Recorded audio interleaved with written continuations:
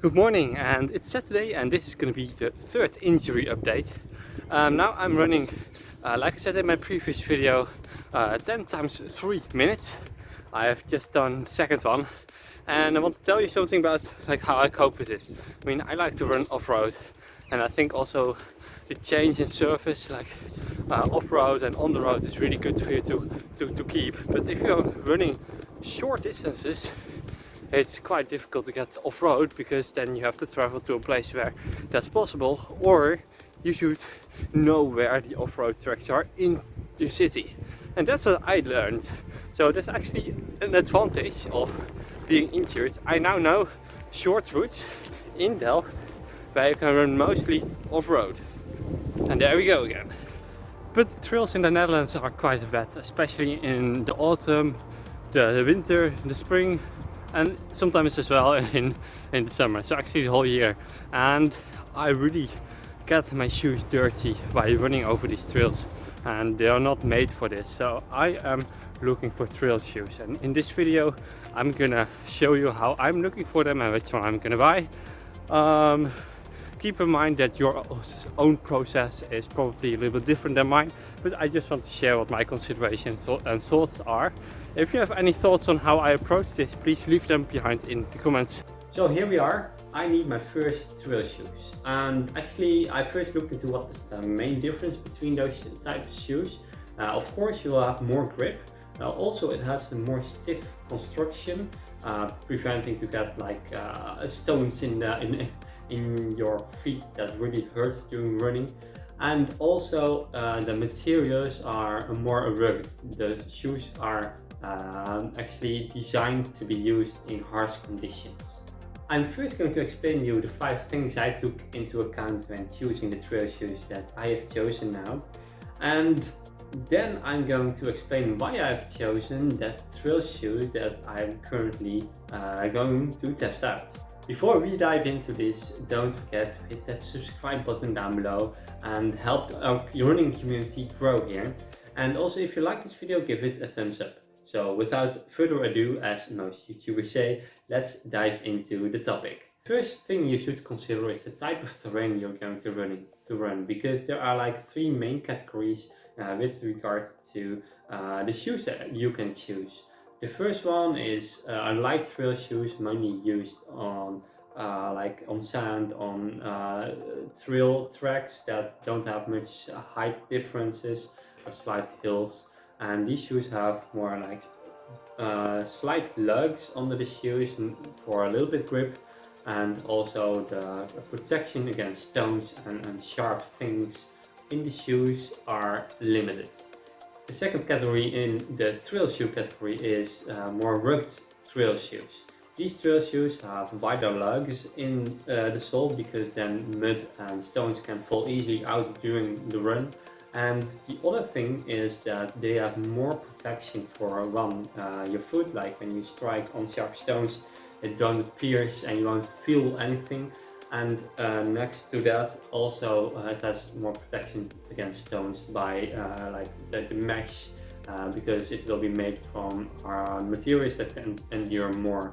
It will have toe plates, a protection that when you bounce somewhere against a tree, a stone, you won't hurt your feet. Then you have the third category, and the third category is a super shoe, when you are no, I'm not gonna go off the path, I'm going next to the path, explore all the nature, etc. Into places where no human being has ever been before. So then you should go for these more extreme trail shoes, but most people won't need those. And with these shoes you will have even more protection for your soles, and also the stability will be higher and more protection. But I'm not going to go in much depth in these type of shoes in this video. So then to the second topic, cushioning.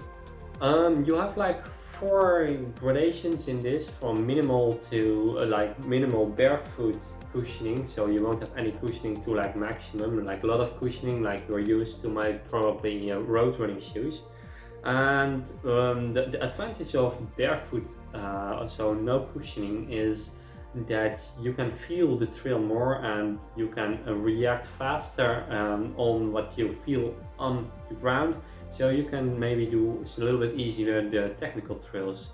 The advantage of maximum cushioning is that you will have more cushioning during the run, and you will get less fast injuries.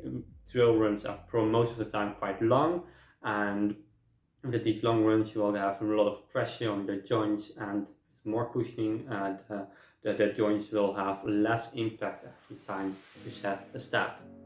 And next to that, when you have more cushioning, you won't feel all the stones piercing through your sole, not really piercing through, but if you won't feel all these stones under your sole. With barefoot running, you can feel that more easily, and that might be uncomfortable, but also it helps you to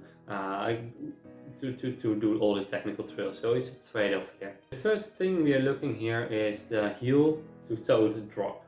Most running shoes have a difference in between them, and with a lower drop, that's more advantageous for runners who run on their front foot and or their forefoot, and with more heel drop, it's more advantageous for people running on their heel. The range here is in between like 0 to 12 millimeters, so 0 to 12 millimeters, so such a difference in between the heel and the front foot. So when you're looking for your first trail shoes, it's really important to look into your current running shoes, because suddenly changing the kind of drop that you're running in may result in injuries or discomfort. So it's better to choose a similar drop to what you have in current road running shoes. So what I've said earlier, you should check your current running pattern. If you land on your forefoot or on your front foot, it's more supportive to get like a shoe with a lower drop. The fourth thing you should of course look into is the fit of the running shoe. Each shoe brand has a little different foot model they build the shoe around. So you should actually check out which brand fits your shoe or your foot the best.